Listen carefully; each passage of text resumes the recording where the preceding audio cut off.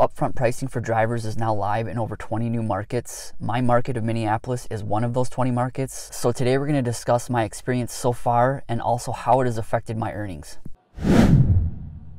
So upfront pricing for drivers, Uber calls it upfront fares, is where they calculate the fare beforehand, before the ride even happens. And in addition to that upfront fare, we're also shown the expected trip duration and the destination address when receiving a request. So now we're receiving the fare upfront. We're seeing what we're getting paid before we even accept the ride. So how is that fare calculated? They're now calculated upfront before we even give the ride. Uber is predicting what the fare should cost. Our fares are no longer based solely on time and distance rates, which is how Uber has calculated fares since their inception. And in the message that Uber sent out about upfront fares, they say the fares you will see will not be based on fixed time and distance rates alone.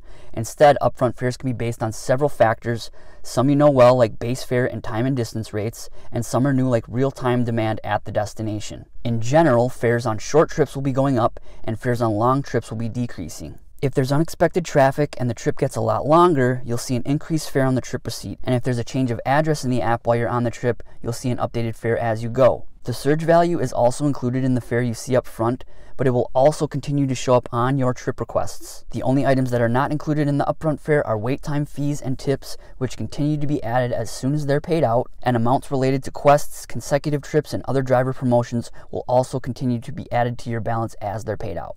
All right, now one thing that stuck out to me is real-time demand at a destination as a determining factor of what the fare will cost. This is essentially surge, but surge still exists. So I'm not sure how they're determining whether to increase the fare or attach a surge price. This could be a way for them to eliminate surge amounts altogether. Sure, we still see that surge amount now, but I think over the long term, they may just increase the fare and completely detach those surge amounts. So it's basically less information for the driver. All right, so as far as my experience, coming into the week, I was really excited to test out the new features. And again, here's what it looks like when you receive a request. So when I received that first request, it was a little overwhelming seeing all of this info, especially compared to the previous driver request screen that only showed the pickup location. And again, in addition, drivers are shown the mileage and expected duration of the trip, the drop-off location address, and the fare amount.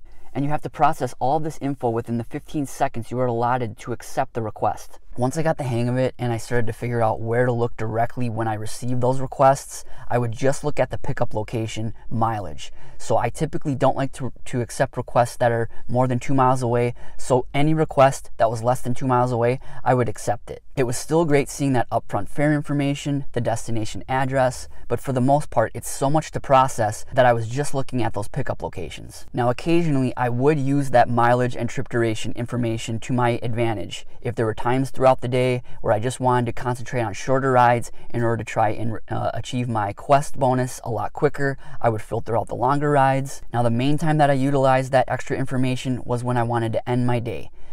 Typically when I want to end my day, about 2 hours prior to wanting to end it, I'll go into destination mode and I'll try to complete about 5 more rides. On Tuesday though, with about 4 hours left in my day, I was out in Farmington, which is an outer ring suburb 40 minutes south of downtown Minneapolis. I really didn't want to be stuck out there for too long, so I decided to use destination mode. I used destination mode, I set downtown Minneapolis as my destination, and sure enough, I got a request that brought me directly downtown. And normally I wouldn't have accepted this ride. It was 6 miles in the opposite direction, which is well outside my 2-mile pickup threshold. But since I could see the drop-off address and fare, I accepted it because I knew where it was taking me. I knew how much I was making. It was accomplishing what I wanted to do with destination mode in one ride. And destination mode has always been a great feature. I've utilized it for years, but in the past, even though you know that ride is bringing you closer to your destination, you don't know how much closer. It could just be a mile closer. It could be a half a mile closer.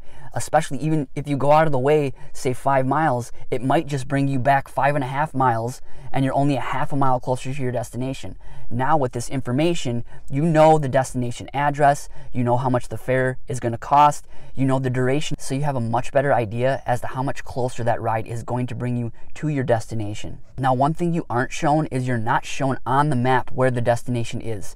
You have to look at the destination address and the trip duration and basically guess where it is. Sure, it'll show you the city, but you don't know specifically, especially within a big city like Minneapolis, I don't know specifically where I'm going. I need to guess. So I need to kind of be familiar with those addresses sometimes, but for the most part, especially if it's in Minneapolis, you know you're going to Minneapolis, but you don't know exactly where you're going. You know the duration, you know the address, but you can't see on the map exactly where you're going. And also, this information is a lot to process even when you're just sitting in your car waiting for requests. Not to mention when you receive a back-to-back request when you're in a trip. So you're giving the trip, you're giving the ride, you get the request, you have all that information, you need to process it while you're still driving. It's a lot to process. There were times where these requests would just pour in and I just wouldn't be able to process the information. There were a lot of times where I would just select the stop requests mode, so I would stop receiving these back-to-back requests, and then after I completed my current ride, I would then log back in and be open for requests. So again, a lot of information to process up front, but I started to get the hang of it. The one major piece of information that I used for the week, again, was the pickup location. If it was less than 2 miles away, typically, I accepted those rides. Now again, it's great to see that upfront fare information. We know what we're making before we even accept the ride now, but initially that is a lot of information to process, and quite frankly sometimes I don't know what a fare should cost compared to previous time and distance rates. It's easy to calculate that after the fact, but live in real time, especially initially now, it's hard to. I mean, over time, as I keep seeing these fares consistently, I'll get a better idea, but this first week it was difficult. Now this is how I utilize these features on my long driving days, which are typically 10 to 11 hours long. I feel like this information can be utilized much better on days where you just want to give maybe a few short trips to complete a quest, or you want to give a couple long rides just to make some good money within a couple hour period. Now another new feature that Uber rolled out that I should mention is called Trip Radar. They describe it as a new feature that gives you and other drivers a chance to see and select Uber requests happening nearby. They call these extra options. When I first heard about this feature, I didn't understand how it worked. I figured maybe these rides were reserved rides, so passengers schedule these rides in advance and then they're placed on Trip Radar. But I did accept one for the week, and right after I accepted it, I was immediately routed to that passenger. So I'm not sure what determines a Trip Radar request as opposed to just a live request that goes out to the nearest driver. Again, I was only matched on one of these Trip Radar requests. They would roll in, and sometimes I would select them immediately and still not get matched. Another driver would get matched. So there was a certain point where I would do this so many times and not get matched, where I would just be like, I would kind of give up. Again, when you do accept one and you are matched, you're immediately routed to that passenger. So I don't know how they're determining these Trip Radar requests and they're not making them live requests. But overall, my initial experience with having all of this additional information was fantastic. It just provides much more flexibility when driving. Now for the most important topic, how did these upfront fares affect my earnings? As I mentioned before, I really didn't change my driving habits too much compared to the previous time and distance rates. I based my accepting rides on the pickup location. If it was less than 2 miles away, typically I would accept those requests. Two primary differences is I didn't accept some nearby pickups that were longer rides, and also I accepted that one long destination mode ride that I normally wouldn't have accepted because it was too far away in the opposite direction. But overall for the week, my driving habits were pretty similar, so it shouldn't have drastically affected my earnings compared to previous time and distance rates. Alright, so overall my earnings for the week on fares alone went up 5% compared to my previous time and distance earnings. And the main thing that stuck out in the data, besides most minimum fare rides, I made more on every ride that was 5.5 miles or less. I gave 16 of those rides and earned about $19 more in total, an increase on average of over $1 per ride. Uber did say, in general, fares on shorter rides would be going up and fares on longer rides would be decreasing, so this did prove true. Also, as an example, here are two trip detail screenshots of similar rides. The first one is a time and distance fare, and the second is an upfront fare. Both fares were 4.2 miles, and the duration of the upfront fare was actually 40 seconds less. Yet, on the upfront fare, I made $1.19 more. This is substantial, especially if you're a driver that gives mostly short trips. Now, I also gave 26 rides over 5.5 miles and still had an increase of $5 total in earnings compared to my previous rates. However, 14 of those 26 fares were down. To contrast, only 2 of my 16 fares 5.5 miles or less were down. Also, as far as surge, of my 16 rides less than 5.5 miles, 3 of those rides included surge, and the upfront fare on 1 was down and 2 were up.